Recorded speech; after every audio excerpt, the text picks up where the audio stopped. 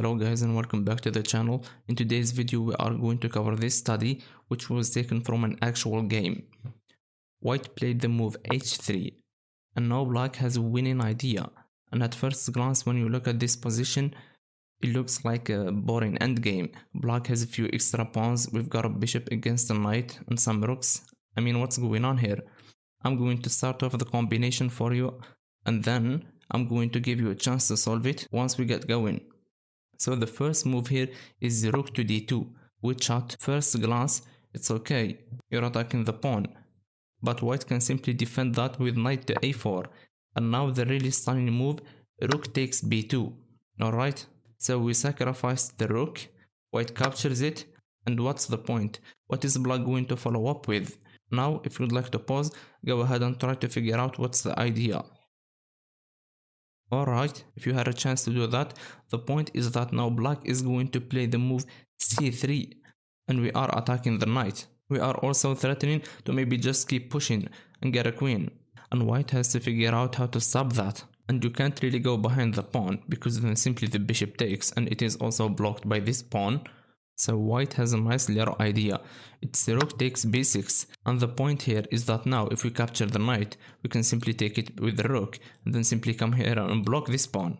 And the other point is that if we try to push by, white's going to simply play knight d3 and stop the pawn.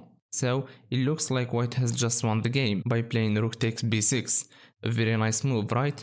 Well, now black plays another amazing move. It is c4, and remember earlier how I said knight to d3 was what white wanted to play.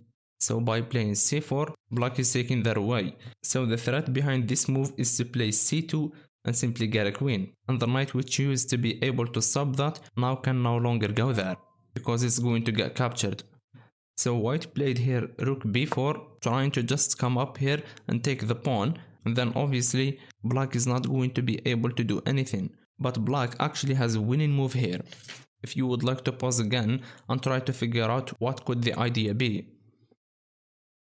So first of all, let me just talk about the pawn moves here, because none of these moves work. If you take here, white simply takes it and it can very easily stop your pawn.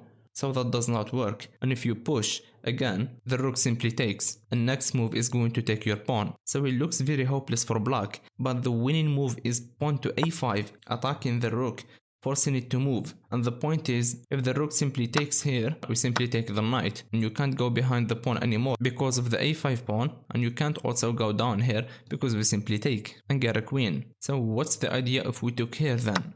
Now you can play c2 and the rook can't stop the pawn this way because you simply take it and the knight is actually blocking the rook. So you are getting a queen regardless. And the amazing thing about this, guys, if you go back to this position here, you've got two double isolated pawns that aren't even that close to queening. They still need two squares to go.